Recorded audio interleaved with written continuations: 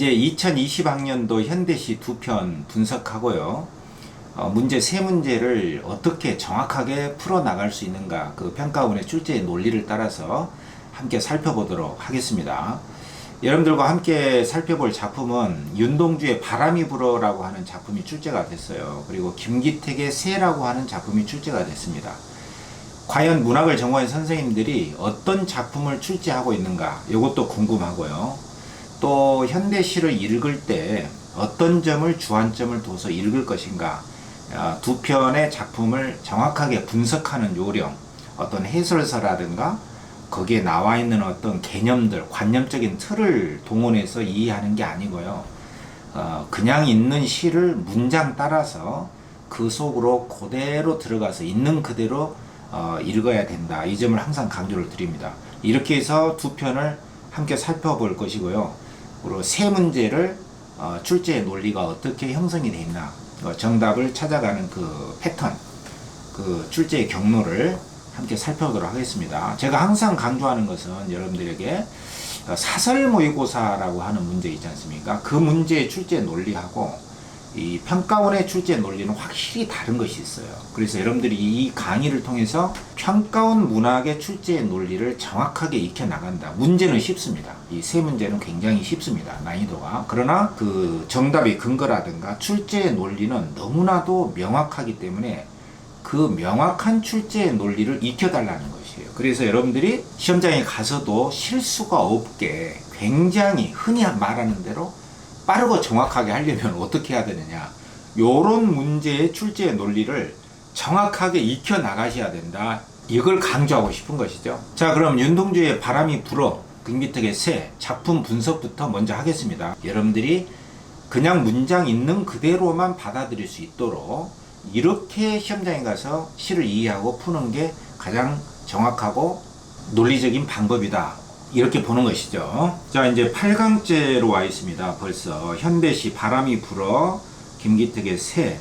굉장히 간단하면서도 훌륭한 작품입니다. 이 정도면은 뭐 평가원의 수능 문학에서 다룰 수 있을 만한 작품입니다. 제가 바람이 불어 같은 작품은 옛날에도 제 교재에서도 문학 개념과 논리적 해석이라는 교재에서도 굉장히 강조를 했고, 짧지만 굉장히 명확하고, 또 문학을 전공한 선생님들이 문학을 출제할 때 가장 선호하는 주제, 내적인 성찰, 그리고 삶의 의미를 반성적으로 돌아보고 그 느낌에 따라서 그 감정이 어떻게 인식의 차원으로 확대되어 나가는가, 그 과정을 여실히 보여주는 윤동주의 작품이다. 작가도 출제할 만하고 작품도 뭐 난이도에 있어서 여러 논란거리를 벗어날 수 있는 그 작품의 짜임새도 좋고요. 또 교육적인 의미로도 굉장히 출제될 만하다. 이걸 굉장히 강조를 하고 제 교재에도 굉장히 이른 시기에 수록을 하고 제가 강조를 했던 작품이거든요. 작품을 있는 그대로만 한번 살펴보도록 하겠습니다. 자, 첫 장은 이렇게 시작되죠. 바람이 어디로부터 불어와 어디로 불려가는 것일까? 여러분들이 항상 시를 읽을 때는요, 이 서술어의 종결형 어미를 오히려 잘 주목을 해야 됩니다. 말하자면 시의 주된 의미도 중요하지만 이런 형식적인 표현의 방식을 잘 봐야 된다는 이야기죠. 그러니까 이 시의 첫째 문장이라고 할 수 있는 이 서술어의 종결형 어미가 뭐뭐 하는 것일까, 이렇게 의문형 어미로 끝나고 있잖아요. 이것은 하나의 묻는 형식이지 않습니까? 묻는다는 것은 상대방이 있어서 내가 모르는 정보를 물을 수도 있지만, 이런 경우에는 자기 스스로에게 묻는 것이에요. 이 바람은 어디에서 불어와서 어디로 불려가는 것일까? 과연 이 바람은 그 불어오는 것과 불려나가는 그 정처, 그 흐름의 방향은 도대체 어느 쯤일까? 라고 묻는다는 것은 스스로에게 묻는 것이지 않습니까? 이런 것은 일종의 내적 의문이라고 할 수가 있어요. 스스로의 내면에서 올려 나오는 의문이다. 이런 거를 우리가 이제 성찰적 의문이다. 이런 내적인 의문을 던진다는 것은요, 이 바깥에서 어떤 원인을 찾고, 말하자면 사회 비판, 어떤 남에 대한 원망, 이런 데 초점이 놓여져 있다라기보다는 그것이 결국에는 자기 삶의 문제, 다시 말해서 성찰적인 삶의 의식을 드러내기 위한 하나의 의문형이라고 볼 수가 있거든요. 결국에는 자기 삶의 문제에 대한 의문을 던지고자 하는 것입니다. 이러한 삶의 성찰의 그 단초, 그 처음을 열어주는 것이 바로 바람이라고 할 수가 있거든요. 이 바람을 딱 느끼면서, 피부 촉감에 딱 느끼면서 이 바람은 어디에서 불어와서 어디로 불려가는 것인가 라고 질문을 던지게 됐기 때문에, 말하자면은 이 바람은 시를 짓게 한 하나의 계기가 돼요. 동기가 되고 모티브가 된다. 이걸 바로 시상유발의 매개체다, 이렇게 말을 하는 것이거든요. 바람 때문에 뭔가를 느끼고 바람 때문에 뭔가를 생각하게 되고 그것 때문에 시를 쓰게 됐잖아요. 그러니까 이 바람이 윤동주로 하여금 시를 쓰게 만든 하나의 계기가 됐던 시상유발의 매체가 되는 것이죠. 어쨌든 이 첫째 문장, 바람이 어디로부터 불어와 어디로 불려가는 것일까, 이렇게 시가 시작된 것은 상당히 명상적입니다. 바람에 대한 명상이죠. 바람은 일종의 공기의 흐름이지 않습니까? 이 방 안에도 공기의 흐름이 있고, 뭐 대서양, 뭐 남대문, 세계 어느 곳곳에도 바람이 없는 곳은 없거든요. 그러니까 바람이 어디에서 오는가, 바람이 어디로 가는가, 이 문제는 사실 어떤 세상의 근원에 대한 질문이기도 하고 답을 할 수 없는 어떤 물음이기도 하거든요. 어떤 과학적인 사실로 따지자면 무슨 뭐 대기의 뭐 기압의 차이에, 뭐 물의 수면의 온도의 변화에 의해 여러 가지로 이 바람에 형성되는 원리를 설명하기도 하지만, 그것은 바람이 불어오고 불려나가는 그것에 대한 부분적인, 굉장히 단편적인 것을 기술할 뿐이죠. 이 바람의 흐름이라는 것은 어떤 태초에서부터 지금까지, 그리고 이 이후에 전 우주가 진행되어 나가는 하나의 흐름이기 때문에 이것을 묻는다는 것은 굉장히 쉽게 답할 수 있는 것이 아니고요. 오로지 그 느낌과 그 바람으로 인해서 떠올려지게 되는 어떤 생각, 그리고 폭넓은 사유, 이러한 명상적인 질문이라고밖에 할 수가 없는 것이죠. 그러니까 이런 질문이라는 것은 무슨 뭐 이 가격의 물건이 얼마냐, 오늘 정치권에서 뭐 무슨 일이 일어났느냐, 이런 질문이 아닙니다. 이것은 어떻게 보면 자기 삶에 대한 깊은 의문을 품어본 자만이 일으킬 수 있는 의문이거든요. 정답이 딱 정해져 있지 않기도 해요.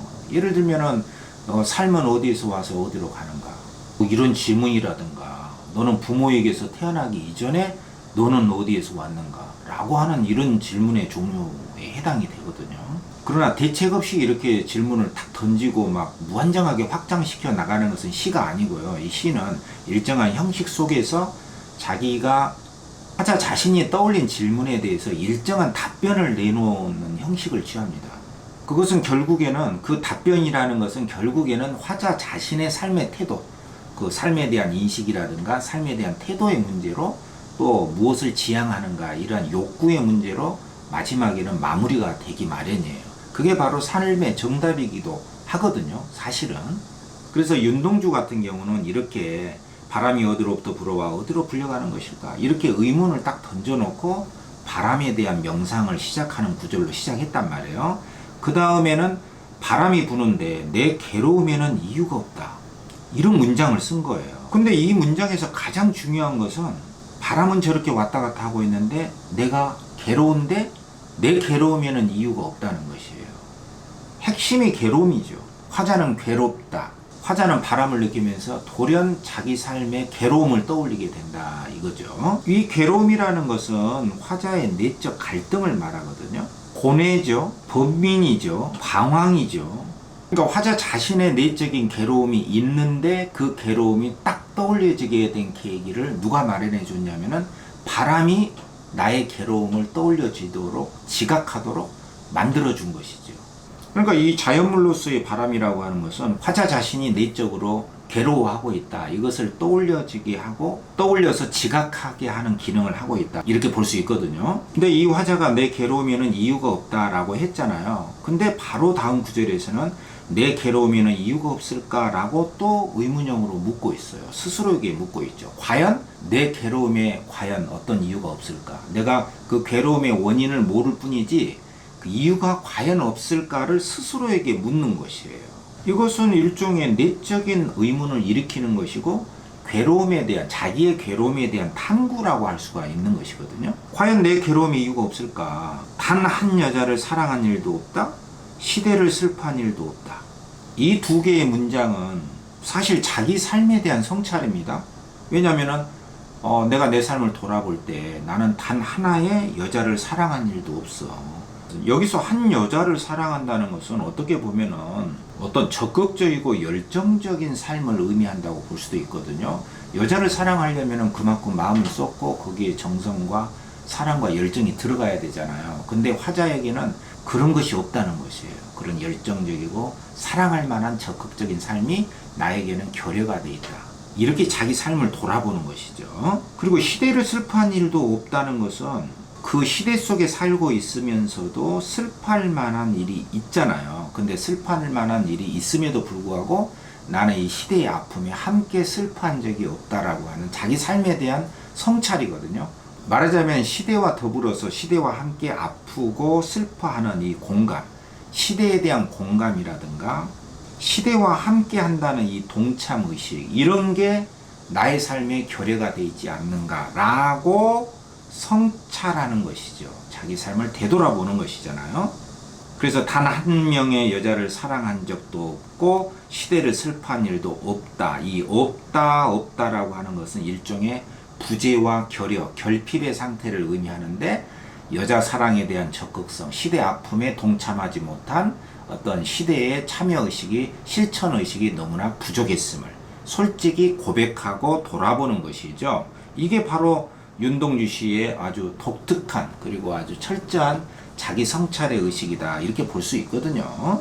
그리고 바람이 자꾸 부는데 내 발이 반석 위에 섰다. 강물이 자꾸 흐르는데 내 발이 언덕 위에 섰다. 이렇게 시가 끝납니다. 이 두 개의 문장은 굉장히 리듬이 느껴지잖아요. 일정한 장소에 일정한 말이 나와서 리듬을 형성하고 있다. 이것을 우리가 대꾸법이라고 하잖아요. 짝을 맞추면서 일정한 자리에 일정한 단어, 어떤 구절이 반복하면서 변주가 되면서 리듬과 율격을 형성해주는 굉장히 중요한 시적인 표현이거든요. 대꾸죠. 문장이 완전히 똑같지는 않지 않습니까? 이렇게 반복과 변주가 있거든요. 그러니까 바람이 부는데 했는데 이 밑에서는 강물이 흐르는데 뭐뭐 하는데 뭐뭐 하는데, 이렇게 문장의 골격이, 통사적 구조가 거의 똑같거든요. 그리고 내 발이 반석 위에 섰다 했는데 여기서는 내 발이, 요거는 똑같고 반석 위인데 여기서는 언덕 위에 섰다 요거는 또 똑같이 되어 있지 않습니까? 이런 게 바로 간단한 시지만 이 간단한 시 속에는 풍부한 율격과 어떤 리듬이 느껴지기 때문에 이게 바로 시의 언어거든요. 여기서 바람이라고 하는 것은 부는 것이에요. 끊임없이 움직입니다. 이 흐름을 우리가 유동성이라고 표현을 바꿔서 할 수도 있거든요. 이 바람은 계속해서 움직이는데 내 발은 이 크고 넓은 바위, 튼튼한 돌 위에, 바위 위에 나는 서 있는 거예요. 그러니까 이 유동적인 흐름으로서의 바람에 비해서 화자는 반석 위에 고정이 되어 있는 것이죠. 이 바람과 화자 사이에 뭐죠? 대비 관계를 형성하고 있거든요. 이런 대비 관계는 여기 두 번째 문장에서 또 반복이 되고 있지 않습니까? 여기 강물이 바로 바람과 같은 것인데, 바람이 자꾸 분다면 강물은 자꾸 흐르죠. 이 바람과 강물은 유동적인 흐름으로서의 자연물로 등장을 하고 있는 것이고요. 그런데 이에 비해서 화자는 내 발이 언덕 위에 섰다 했는데 앞에서 반석 위에 섰다 했는데 여기서는 언덕으로 변주가 됐을 뿐이에요. 중요한 것은 화자는 움직이지 않고 바람처럼 강물처럼 불거나 흐르거나 이렇게 끊임없이 움직이지 않고서 섰다는 것입니다.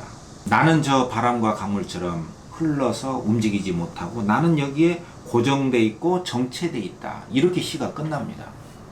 그러니까 윤동주는 바람을 느끼면서 강물을 또 보면서 자기 자신은 바람과 강물처럼 저렇게 끊임없이 흘러서 앞으로 또 어디론가 움직여 나가지를 못하고 반석 위에, 언덕 위에 고정된 상태로 정체되어 있구나. 이것을 절감하면서 자기 삶을 되돌아보는 것이죠. 문학에는 강력한 주장이 없습니다. 어떤 도덕적이거나 윤리적인 어떤 사상을 강요하거나 주입하지는 않죠. 문학은 어떤 우리 바깥에 있는 어떤 자연물이라든가 어떤 현상을 딱 보고서 느끼고 어떤 감정을 자각하고 또 새로운 인식의 세계로 나아가는 것. 바로 그 과정을 보여주기 때문에 어떤 사상이라든가 어떤 이념, 도덕, 윤리 거기에 딱 얽매여 있지는 않습니다. 그렇기 때문에 조금 모호하게 보일 수는 있지만 그만큼 자유롭고 창조적인 예술 형식이라고 볼 수가 있거든요. 자, 윤동주의 바람이 불어라는 시를 짤막하게 정리하면 이렇습니다. 윤동주는 어느 날 바람을 딱 느끼면서 의문을 품게 되죠. 바람이 어디로부터 불어와 어디로 불려가는 것일까? 그리고 윤동주는 바람을 보면서 자기 내면에 괴로움이 가득 차 있다는 것을 느낍니다. 그리고 이렇게 썼죠. 바람이 부는데 내 괴로움에는 이유가 없다. 바람을 느끼면서 자기 괴로움을 생각하는데요. 내 괴로움의 원인을, 그 이유를 잘 모르겠다는 것이에요. 그렇지만 다음 순간 윤동주는 과연 내 괴로움에 이유가 없을까? 그 이유를 찾기 시작합니다. 내 괴로움의 이유는 과연 무엇인가를 내적인 탐구를 시작하죠. 바로 이 구절이죠. 내 괴로움에는 이유가 없을까? 단 한 여자를 사랑한 일도 없다. 시대를 슬퍼한 일도 없다. 요게 바로 윤동주가 자기 괴로움의 원인으로 내적인 탐구로 해서 얻어낸 대답이죠. 한 명의 여자를 사랑할 정도로 나에게는 열정도 없었다. 그리고 시대를 살면서도 그 시대의 아픔이 있게 마련인데 그 시대의 아픔에 깊이 동참하고 공감하지도 못했다. 이것이 바로 내 삶을 괴롭게 만든 그 괴로움의 이유다라고 화자는 자신의 괴로움의 원인을 성찰하게 된 거죠. 그리고 다시 바깥을 보니까 바람이 있고 강물이 있어요. 그리고 자기 자신은 한 발자국도 움직이지 못하고 있다는 것을 깨닫고 이렇게 쓴 겁니다. 바람이 자꾸 부는데 내 발이 반석 위에 섰다. 강물이 자꾸 흐르는데 내 발이 언덕 위에 섰다. 이렇게 시가 끝났습니다. 그러니까 이 시는 바람과 강물을 보면서 자기 자신은 언덕 위에 반석 위에 꼼짝도 하지 않고 서 있는 자기 삶을 되돌아보면서 또 앞에서 자기 삶의 괴로움의 원인을 여자를 사랑할 정도로의 열정, 시대의 아픔에 동참할 정도로의 어떤 사회적인 실천력이 없었다. 이것까지 생각을 했기 때문에 이 시 속에는 적극적인 실천의 의지라든가 어떠한 그 자기 삶의 태도에 대한 확고한 어떤 태도를 명시적으로 드러내지는 않았지만 나 또한 바람처럼 강물처럼 저렇게 흐르고 변화되고 싶다는 욕구가 내재되어 있고요. 또 앞으로의 나의 삶은 여자를 사랑할 정도의 열정이라든가 시대의 아픔에 깊이 동참할 수 있는 그런 삶의 태도로 가져야 하지 않을까. 이런 생각을 다 내포하고 있는 성찰적인 시다. 이렇게 볼 수가 있습니다. 자, 이제 김기택의 새라는 시를 한번 살펴보도록 하겠습니다.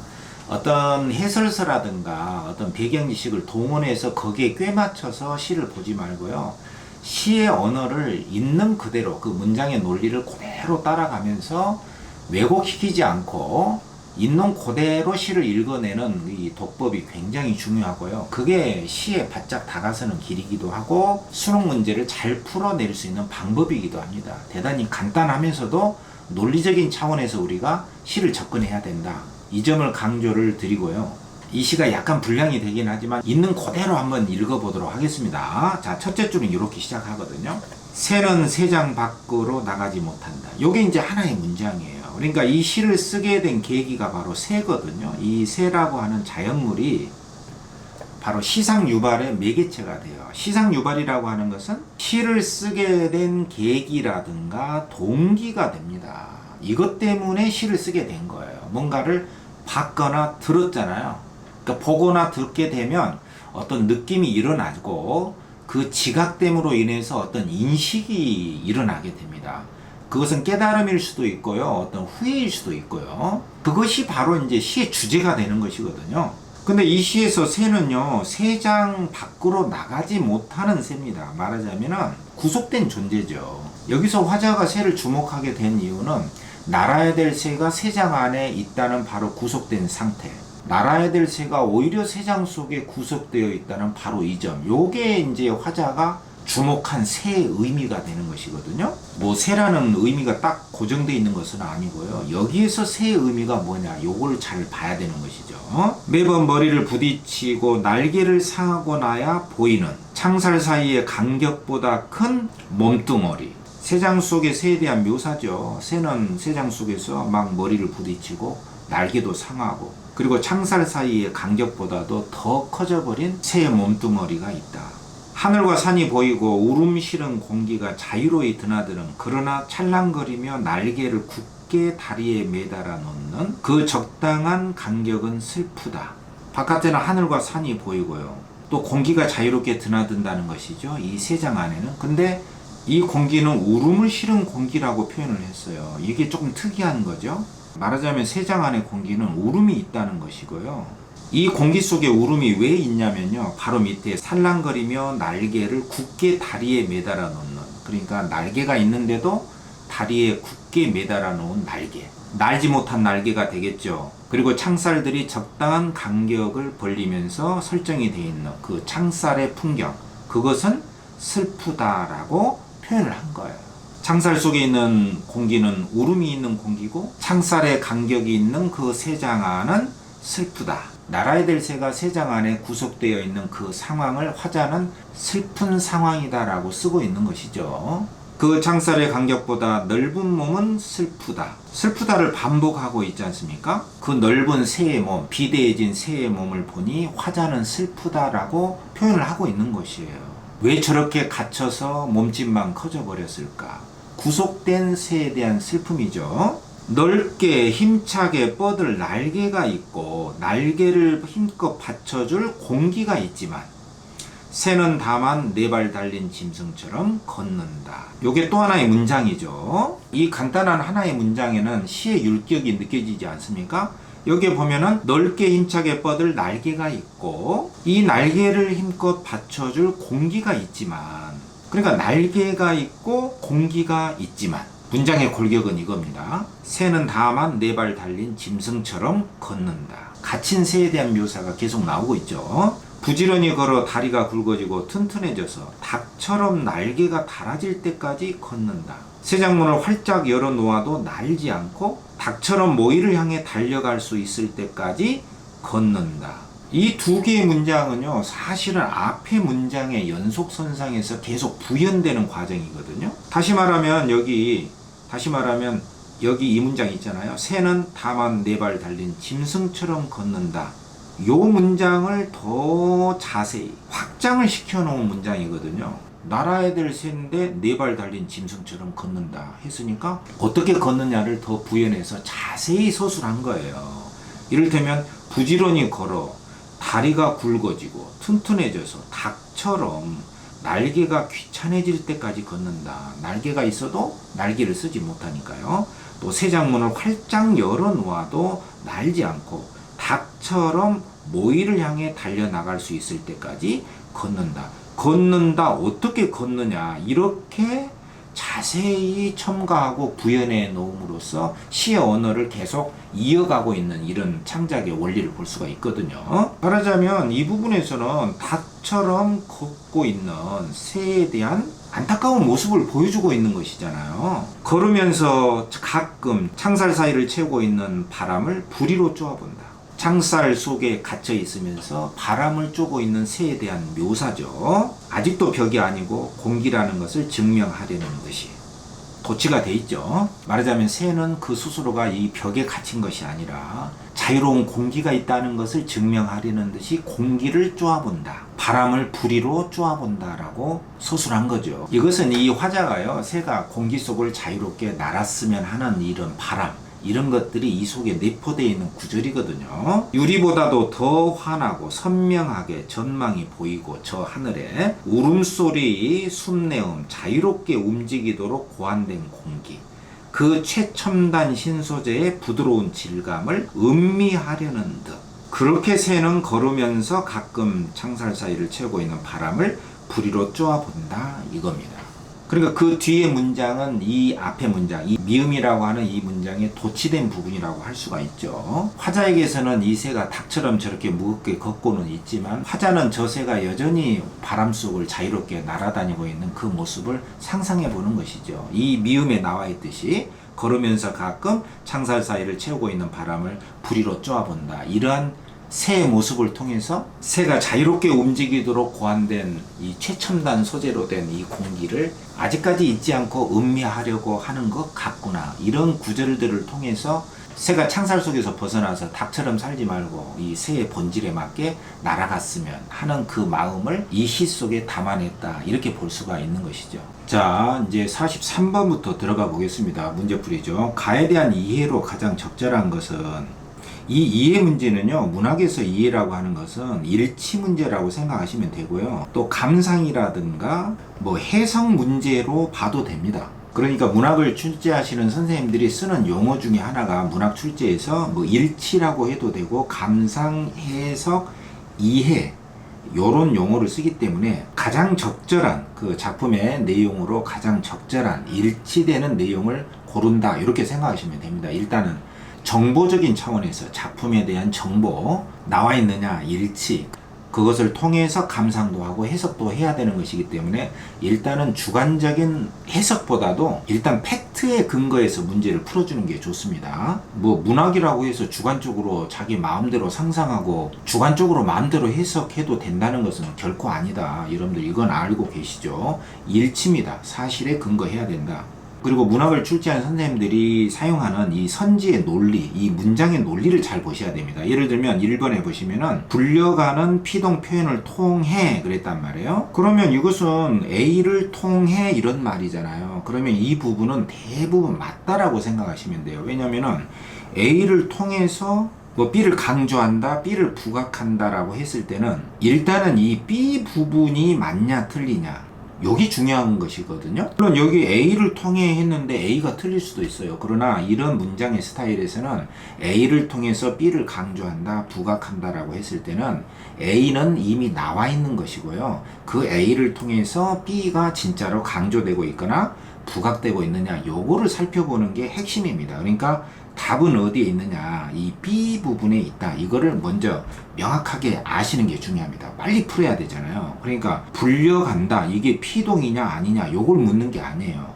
이미 불려간다라는 말 속에는 피동 표현이 있음을 전제로 한 것이거든요. 이게 문법 문제가 아니잖아요.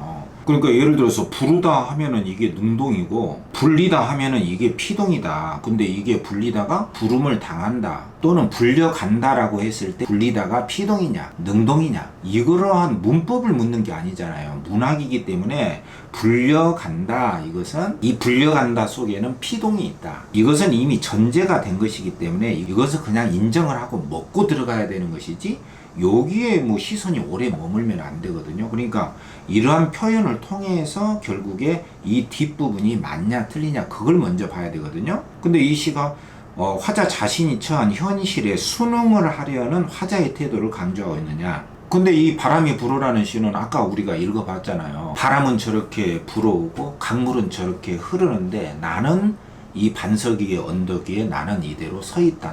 나만 정체되어 있는 것 같구나 라는 그것을 통해서 나도 바람처럼 강물처럼 흐르고 싶고 시대에 동참하고 싶고 한 여자를 적극적으로 사랑하고 싶고 내 괴로움의 원인이었던 것을 내가 돌이켜 생각해보고 내 삶을 반성해보고 그 속에는 내 삶을 개선시키고 싶어하는 욕구가 들어가 있는 것이거든요. 화자가 자신이 처한 현실에 그대로 순응하려는 태도를 강조하고 있다. 요거는 아니거든요. 순응이라는 것은 그대로 순순히 응한다. 그대로 따라간다. 이런 것이고 성찰이라고 하는 것은 자기 삶을 되돌아보고서 이제까지 있었던 삶을 어떤 문제점을 인식을 하고 그것을 개선시켜 나가기 위해서 자기한테 되물어보는 굉장히 그 적극적인 내적 탐구의 활동이에요. 그러니까 이것을 현실 수능이다. 성찰이고 수능이다. 이렇게 생각을 하면 안 됩니다. 이 성찰과 수능은 기본적으로 다르다. 이걸 우리가 정리해야 될 필요가 있는 것이고요. 그리고 이제 불려간다라는 표현이 있긴 있어요. 여기 보시면은 여기에 이렇게 불려간다라고 말이 나왔잖아요. 그리고 이게 피동인 것은 맞거든요. 근데 이런 것을 이용해 가지고 피동이기 때문에 또 동작을 당한다라고 하는 피동이기 때문에 이 피동을 통해서 아마 수능적인 화자의 태도다 이렇게 낚으려고 하는 선지를 냈어요. 그러니까 이게 틀린 것은 분명한데 틀린 이유도 그럴듯하게 이렇게 낚여질 수 있게끔 오답의 근거를 설정하고 있는 게 평가원 문제다. 이거를 여러분들이 꼭 기억을 하셔야 됩니다. 그 다음에 2번에 이유가 없을까라는 물음의 형식으로 요게 A 부분이거든요. 이유가 없을까라고 하는 물음의 형식이 있는 것은 당연하기 때문에 요 앞부분 여기 있잖아요. A를 통해서 B를 강조한다 했을 때 A를 통해서는 이미 있는 것이에요. 그러니까 이 부분은 얼른 그냥 인정을 하고 이 뒷부분에 초점이 놓여져 있어야 되는 것이거든요. 과연 나의 삶에 이 괴로운 내면에 이유가 없을까? 라고 물으면서 자기 괴로움의 이유를 찾고 있지 않습니까? 그래서 뭐 시대의 슬픔에 공감한 적도 없고 한 여자를 정말로 사랑한 적도 없고 적극적인 삶을 살지를 못했다. 그것이 자기 삶의 괴로움의 원인이다. 이렇게 내적 탐구를 통해서 명백하게 괴로움의 원인을 성찰하고 밝히고 있지 않습니까? 그렇기 때문에 이 뒷부분에 화자의 정신적 고통에 대한 타당한 이유가 없음을 단정하고 있는 게 아니라, 나의 고통에, 내 괴로운 내면에, 이 괴로움의 원인에도 이유가 있다. 그 이유가 바로 이런 것 아닐까라고 스스로 진단하고 괴로움의 원인을 찾고 있지 않습니까? 근데 여기 선지에 보시면은 나의 정신적 고통에 타당한 이유가 없다를 확실하게 단정하고 있다. 이것이야말로 확실하게 틀린 것이죠. 화자는 자기의 괴로움의 원인을 찾고 있거든요. 성찰하면서. 이런 2번의 선지도요, 상당히 세련된 선지입니다. 1번도 마찬가지고요. 그 다음에 3번에 보시면 사랑한 일도 없고 슬퍼한 일도 없다. 뭐뭇도 없고 뭐뭇도 없다. 라고 병치하여 나란히 놨다는 뜻이에요. 나란히 놨다. 그러니까 이 두 개가 나왔다는 뜻입니다. 이 병치라는 게 생선이 아니에요. 나왔다. 나란히 병, 놓을치, 나왔다. 여기 본문에 나왔잖아요. 단 한 여자를 사랑한 일도 없다. 시대를 슬퍼한 일도 없다. 없다. 사랑한 일도 또 슬퍼한 일도. 이렇게 나란히 병치 나왔잖아요. 그러니까 이 앞부분은 무조건 맞는 거예요. 맞다라고 전제를 하고 이 뒷부분에서 맞냐 틀리냐를 결판을 내야 되는 것이죠. 그러니까 1번, 2번, 3번에 보면은 피동표현을 통해, 물음의 형식을 통해, 또 병치한 것을 통해 이렇게 굉장히 리드미컬하게 앞부분을 문장을 구사하고 있잖아요. 그러니까 답은 B번에 넣어 있다. 이렇게 보고 B번을 읽어보면은 화자의 계린적 불행이 시대에 대한 무관심의 원인임을 암시하고 있다. 이 문장이 굉장히 중요한 인과론적인 문장이거든요. 다시 한번 읽어보면은 이 개인적 불행으로 인해, 개인적인 불행 때문에 이것이 원인이 돼가지고 시대에 대한 무관심의 원인이었다. 시대에 대해서 무관심할 수밖에 없었다. 이건데 사실 개인적 불행 때문에, 배인적 불행으로 인해서 시대에 대해서 무관심할 수밖에 없었다. 이런 논리가 아니잖아요. 오히려 그 반대잖아요. 한 여자를 진짜로 사랑한 일도 없고 또 시대에 대해서 진짜로 슬퍼한 일도 없어서 그것이 내 괴로움의 원인이 되지 않았는가. 내가 너무 적극적으로 살지 않은 것이 내 괴로움의 원인이 아닌가. 요렇게 화자가 생각을 한 것이지, 내가 개인적으로 불행했기 때문에, 내가 개인사 때문에 내가 너무나 불행했기 때문에 시대에 대해서 무관심할 수밖에 없었다. 개인적 불행이 시대에 대한 무관심의 원인이었다. 이 논리하고는 완전히 왜곡된 것이잖아요. 그래서 한 여자를 사랑할 일도 없다. 시대에 대해서 슬퍼한 일도 없다. 이것을 나란히 배치한 것은 사실이지만 이것으로 인해서 내가 화자가 불행해서 그것으로 인해서 시대에 대해서 무관심할 수밖에 없었다. 이걸 강조하는 게 아니란 말이에요. 이런 선지 3번은요, 굉장히 논리적인 문장입니다. 사실은 논리의 왜곡을 세련된 형식으로 제공한 평가원의 전형적인 아주 우수한 선지의 전형이라고 저는 생각을 하거든요. 여러분들이 이 선지 3번을 잘 이해해 주셔야 됩니다. 그러니까 내 괴로움의 원인을 내가 찾고 있는데 그 괴로움의 원인이 여자를 사랑할 일도 없고 시대에 대해서 아픔을 함께 나누지도 않았기 때문에 내 괴로움의 원인을 내가 파악하고 있는데, 이것을 왜곡을 시켜가지고 내가 불행했기 때문에 시대에 대해서 무관심할 수밖에 없었다. 이런 논리로 왜곡을 시켜버린 것이잖아요. 그래서 여러분들 실제 시험장 가면은 항상 인과론적인 문장, 여기서 원인과 결과를 왜곡시킨 게 있나? 여기에 초점을 맞추고 문제를 풀 줄 알아야 됩니다. 여러분들 이 선지 3번 거듭거듭 연습을 해 주셔야 됩니다. 무슨 말인지 아셨죠? 그 다음에 선지 4번에도 없다의 반복을 활용하여 A를 통했죠. 요게 없다가 많이 나왔잖아요. 그러니까 이 A 부분은 무조건 맞는 거예요. 이 없다가 엄청 많이 나왔잖아요. 여기 보시면 내 괴로움의 이유가 없다. 내 괴로움의 이유가 없다. 없을까. 사랑한 일도 없다. 슬픈 일도 없다. 이렇게 없다가 많이 나와 있는 것은 맞죠. 이렇게 없다의 반복을 활용해서 얻은 효과는 뭘까? 그것은 자기 삶에 대한 성찰이죠. 그래서 자기의 삶과 내면을 응시하는, 자기 내면을 바라보는 화자의 반성적 자세를 드러내고 있다. 이것은 뭐 안전빵으로 무조건 맞는 것이죠. 아, 나한테는 이렇게 여자를 사랑할 만한 어떤 적극성도 없고 시대의 아픔에 공감한 적도 없고, 그런데도 나는 내 괴로움의 원인을 모르고 있는데 과연 괴로움의 원인이 없을까? 이런 없다의 반복을 통해서 자기 내면을 탐구하고 성찰하고 반성하는 자세, 이것은 윤동주의 이 바람이 불어라는 시의 기본적인 골격을 이루는 것이잖아요. 그러니까 답은 굉장히 확실하게 가장 적절한 것으로 답을 찾기에는 무리가 없지만, 이렇게 선지 3번이나 1번, 2번, 특히 선지 3번 같은 경우는 답이 아닌데 이 인과의 논리를 왜곡시킨 게 얼른 여러분들의 눈에 잘 안 띌 수도 있고요.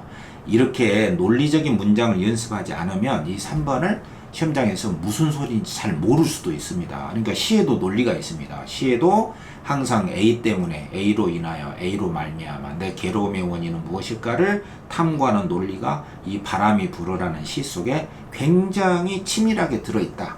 이 시의 논리를 찾아내야 됩니다. 시도 어차피 원어일 수밖에 없잖아요. 그래서 확실하게 맞는 게 4번이 맞고요. 그 다음에 5번에 흐르는 데와 섰다의 대비. 그렇죠. 이건 대비가 맞잖아요. 나는 언덕 위에 서 있잖아요. 저렇게 흐르는데, 자연물은 변하는데 나는 서 있잖아요. 이것은 어쩌면 반대되거나 차이점이 있기 때문에 대비가 맞죠. 이거 A 부분은 맞고요. 이걸 통해서 변함없는 자연에서 깨달음을 얻으려고 하는 화자의 의지가 드러나 있다. 화자의 의지는 뭐 반성과 성찰, 좀 더 개선시키려고 하는 어떤 마음이 있다. 요거까지는 괜찮겠는데 어떠한 의지냐가 문제죠. 근데 이 시에서 이 화자가 자연에서 깨달음을 얻으려고 하는 의지, 요건 아니죠. 자연에서 깨달음을 얻는다는 것은요, 뭐 청산에 들어가서 청산의 본성을 파악하고 나도 청산처럼 살아야겠다 라든가, 실제로 자연 속에 들어가서 뭔가 인식의 변화라든가 그런 깨달음의 요인이 나와 있어야 되거든요.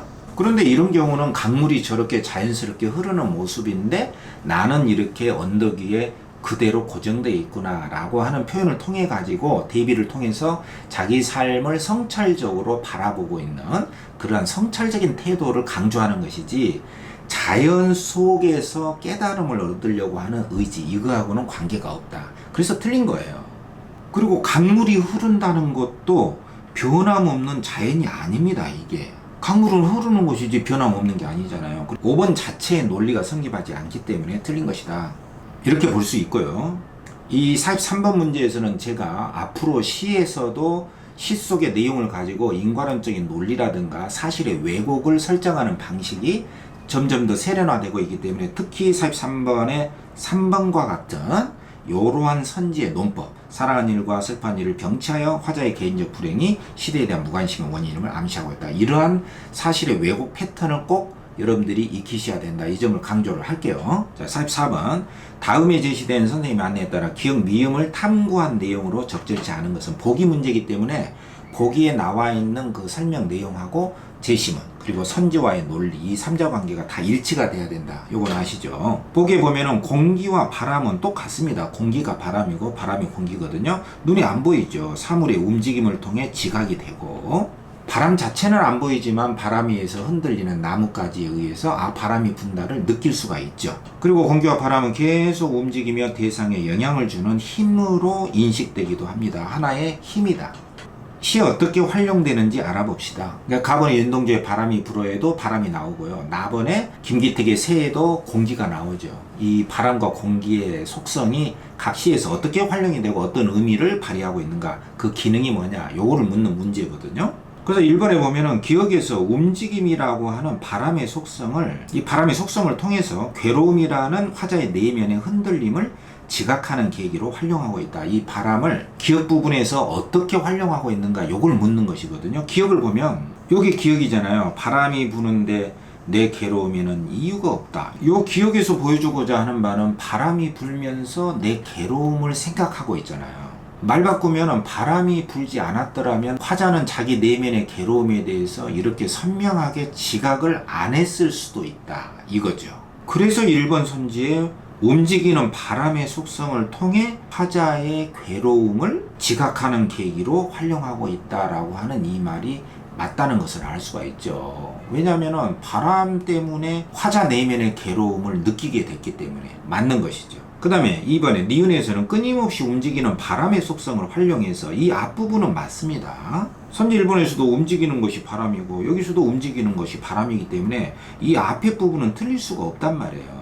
결국에는 이것을 활용해서 어떤 의미를 드러내고 있느냐, 그게 중요하잖아요. 그러니까 이 뒤에 보면은 내 발을 반석이로 이끄는 힘을 보여준다. 이 보기에 보면은 요건 힘이라고 그랬어요. 바람과 공기는 힘이 있습니다. 근데 요 힘이 어떤 힘이냐가 중요하잖아요. 그래서 여기에 보시면은 내 발을 반석이로 이끄는 힘을 여기에 바람이 발휘하고 있느냐, 그걸 봐야 됩니다. 과연 여기서 바람이 그 바람의 힘으로 인해서 내 발이 반석 위에 오게 됐는가, 이 시에서 그렇게 바람의 힘을 강조하고 있는가, 그걸 봐야 됩니다. 그래서 이 니은에 보면은 요게 니은이잖아요. 바람이 자꾸 부는데 내 발이 반석 위에 서 있다. 근데 선지대로라면 이 바람 때문에, 이 바람의 힘으로 내 발이 반석 위에 오게 됐는가, 만약에 그랬다면 내가 바람의 힘에 의해서 반석 위에 오게 됐다, 바람의 힘이 그토록 세다, 이런 논리인데 여기에서 이 니은의 부분은 그런 게 아니잖아요.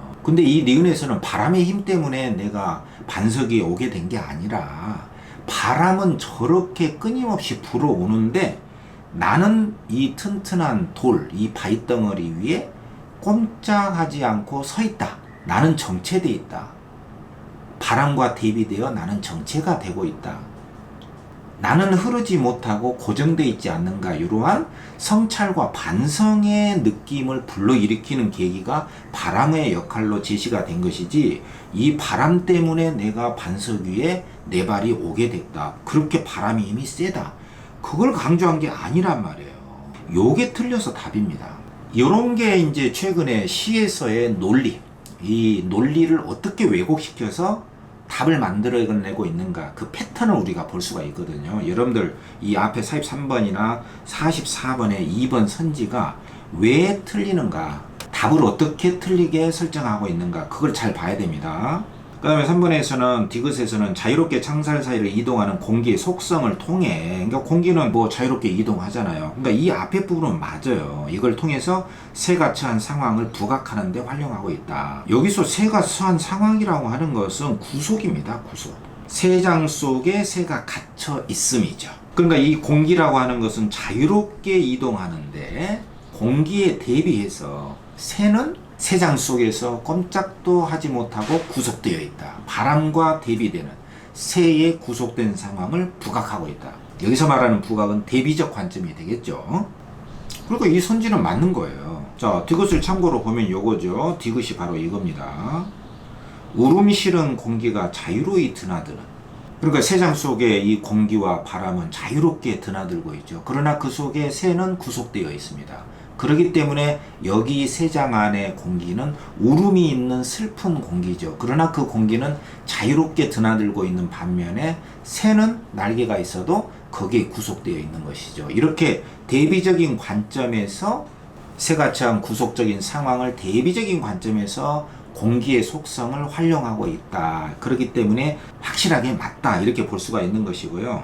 그 다음에 4번에 니을에서는 날개를 힘껏 떠받치는 공기의 속성을 활용해. 그러니까 이 공기는 날개를 힘껏 떠받친다는 의미죠. 그만큼 공기와 바람에 의해서 새는 날아갈 수가 있다, 이런 뜻이거든요. 그래서 새의 날개가 공기의 힘을 이용할 수 있음을 암시하고 있다.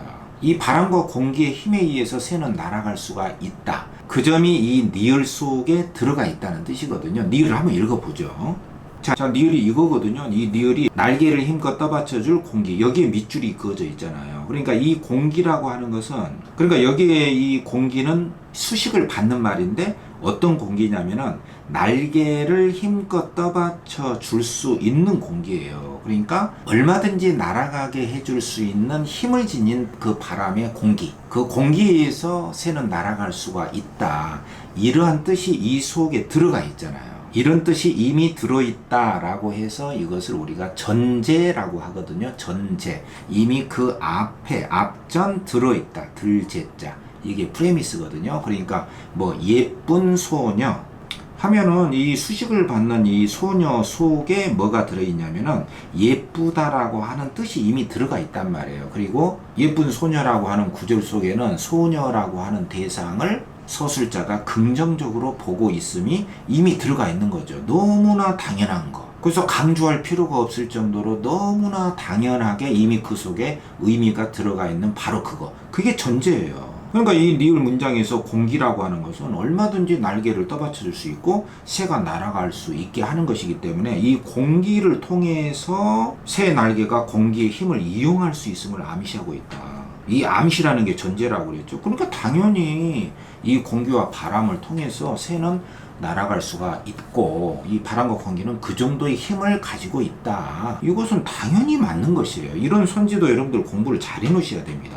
이러한 밑줄 친 구절이나 문장 속에 너무나 당연하게 들어가 있는 이러한 전제, 이런 것에 어떤 의문을 품고 이렇게 옹이 해가지고 이게 뭔 말이냐 해서 이걸 틀렸다, 뭔 말인지 모르겠다, 이렇게 꺼버리면 안 된다 이겁니다. 이게 이제 문장의 기본입니다. 그래서 여러분들이 시를 공부할 때, 소설을 공부할 때도요, 이렇게 작품에 대한 주제, 배경 지시, 그런 것만이 중요한 게 아니라 오히려 이렇게 부분의 구절이나 문장 자체에 들어가 있는 어떤 전제라든가 근거라든가 판단이라든가 이런 문장의 논리를 굉장히 충실하게 익혀줘야 된다, 그런 것이죠. 이런 인과의 논리에 입각해서 문장 훈련을 정확하게 해야 됩니다. 그 다음에 5번에 미음에서는 보이지 않지만 존재하는 바람의 속성을 활용해서, 그렇죠, 바람이나 공기는 보이지 않죠. 여기 보기에도 나와 있죠. 보이지 않지만 사물의 움직임을 통해서 지각이 된다. 그러니까 바람 자체는 보이지 않지만 바람에 의해서 흔들리는 대상을 통해서 바람이 있음을 지각할 수가 있다. 이렇게 했잖아요. 그러니까 이 앞에 부분은 맞고요. 이런 바람의 속성을 활용해서 창살 사이에 빈 공간을 쪼는 새 동작에 의미를 부여하고 있다.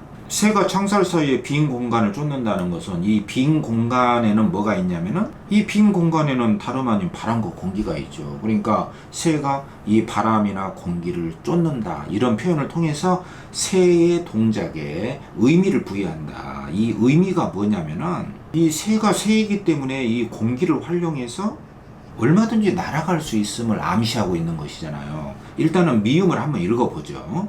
자, 미음이 요 부분 아닙니까? 요 문장이죠. 걸으면서 가끔 창살 사이를 채우고 있는 바람을 부리로 쪼아본다.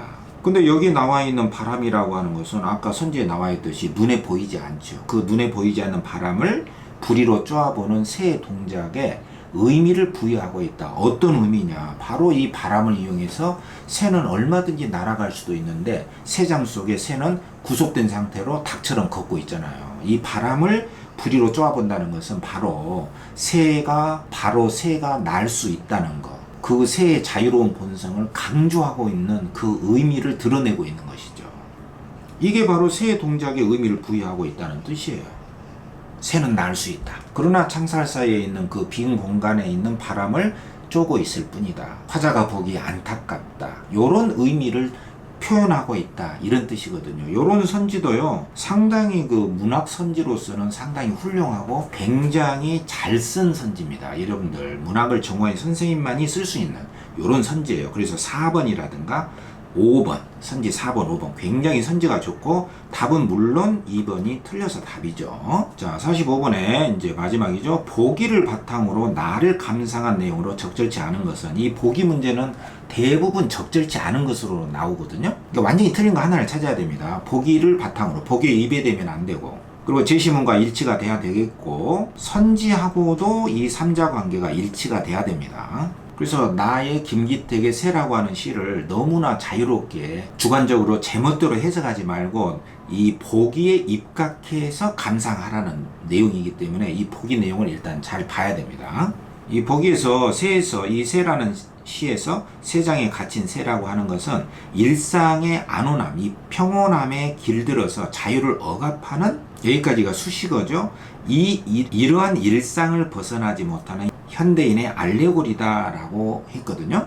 그래서 일단 새는 곧 현대인이다. 근데 그 중에서도 어떤 현대인인가? 그것은 일상을 벗어나지 못하는 현대인이다. 근데 이 일상이라는 게 뭐냐면은 여기 나와 있듯이 일상의 편안함, 안온함에 길들어 가지고 스스로 자유를 억압하는 일상입니다. 그러니까 너무나 편안하기 때문에, 그러니까 너무나 편안한 삶에 익숙해져서 오히려 본래의 자유로움이 있는데 그 편안한 일상에 길들였기 때문에 오히려 그 본래의 자유로움을 스스로 억압하는 그러한 일상에서 벗어나지 못하는 현대인이다. 바로 창살 속에 있는, 바로 새장 속에 있는 새가 바로 편안하지만 그만큼 자유의 본성을 잃어버린 현대인이다. 이렇게 선언을 하고 있는 것이죠. 새는 현대인이다. 그리고 이 알레고리라고 하는 것은 우의적이라는 뜻입니다. 이 우의라고 하는 것은 깃들 우자예요. 그 뜻의, 그러니까 어떠한 뜻을 그 속에 담았다라고 하는 것이기 때문에 일종의 빗대어서 표현한 겁니다. 그러니까 A를 통해서 B를 드러낸 건데 이 B가 안 나오고 그 A 속에다가 B라고 하는 뜻을 담았다는 뜻이에요. 그러니까 여기에서는 이 A가 바로 새가 되겠죠. 이 새 속에 일상 속에 길들여져서 자유를 구속하는, 자유를 억압하는 현대인이다. 이 B라고 하는 현대인이 숨겨져 있는 것이죠. 대신에 A만 나와 있는 것이죠. 그러니까 A는 B의 알레고리다. 이런 뜻이거든요. 새 속에 현대인의 모습을 담았다. 우의적으로 빗대어서 담았다. 이런 뜻이에요. 그리고 보기에 보면 새의 행동에 대한 묘사가 나오죠. 새의 모습. 일상에 충실할수록 잠재된 힘과 본질을 잃어가는 아이러니. 새에 대한 묘사를 통해서 이걸 드러낸다는 것이죠. 그게 뭐냐면은 일상에 충실할수록 이 일상에 충실한다는 게 바로 이 새장 속에 새가 길들여지는 것이잖아요. 너무나 편안하게 모이도 쉽게 먹을 수 있고, 그러나 그러한 새장 속의 삶에 충실하면 할수록 원래 가지고 있는 새의 힘, 그리고 원래 가지고 있는 새의 본질이라고 하는 것은 자유로운 삶이잖아요. 바람 속을 자유롭게 날아갈 수 있는 그 자유와 비상이라고 하는 그 새의 본질을 일상에 충실할수록 오히려 구속이 되고 그 힘과 본질을 잃어가 버리고 마는 이러한 아이러니, 모순이 있는 것이죠. 또 일상에 만족하여 자유로운 삶의 가능성을 외면하는 현대인의 모습이 바로 여기에 들어가 있다. 다시 한번 읽어보면 일상에 충실할수록 새장 속의 새가 일상에 충실할수록 새가 새장 속의 삶에 충실할수록 원래 날 수 있는 그 잠재된 힘과 새의 자유로움을 잃어가는 아이러니도 있고 일상에 만족하며 자유로운 삶의 가능성을 외면하는 현대인의 모습을 보여준다. 그러니까 이 보기의 마지막 문장을 도식화해 보면요, 이 새장 속의 새의 행동을 묘사하는 것을 통해서, 그러니까 이게 A라고 하면은 이 A를 통해서 B를 드러내고 있다는 뜻이거든요. 이 B가 뭐냐면 일상에 충실할수록 원래 가지고 있는 힘과 본질을 잃어간다는 그런 모순점을 보여주고, 또 하나 일상에 만족할수록 자유로운 삶의 가능성을 외면하고 마는 현대인의 모습을 보여준다는 것이거든요. 이 복의 내용을 따라서 그대로 읽어보겠습니다. 1번. 몸이 창살에 부딪히고 나서야 창살의 간격이 보이는 이 새는, 이게 바로 A죠. 이 새를 통해서 일상에 갇힌 자신을 의식하는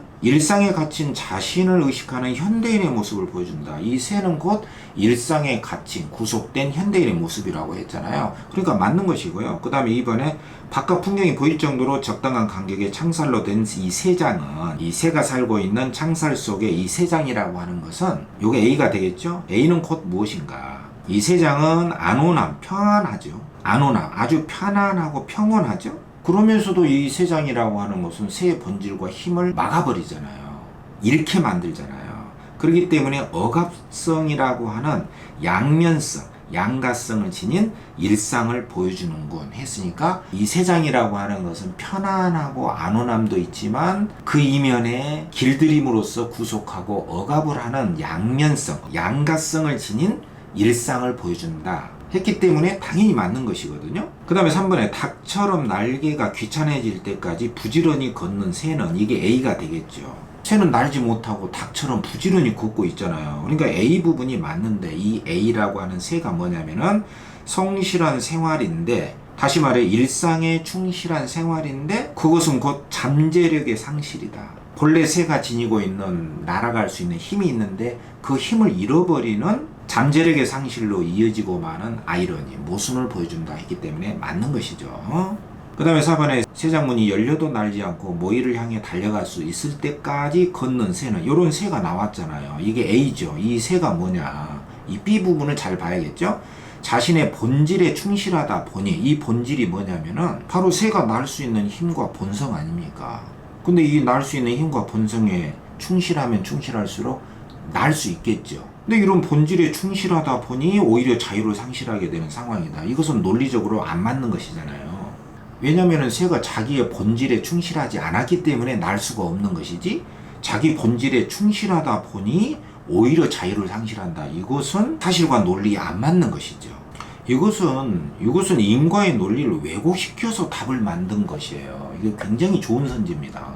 그리고 이게 보기를 가지고 낸 거잖아요. 그러니까 이 보기에 있는 문장하고 선지에 있는 문장 자체가 왜곡됐잖아요. 서로 일치가 되지 않기 때문에 이 보기하고 선지 자체만으로도 어긋나서 답이 될 수 있음을 금방 보여주는 문제거든요. 여기에 보기에 보면은 일상에 충실할수록 잠재된 힘과 본질을 잃어가는 아이러니다. 이 구절이 분명히 나와 있잖아요.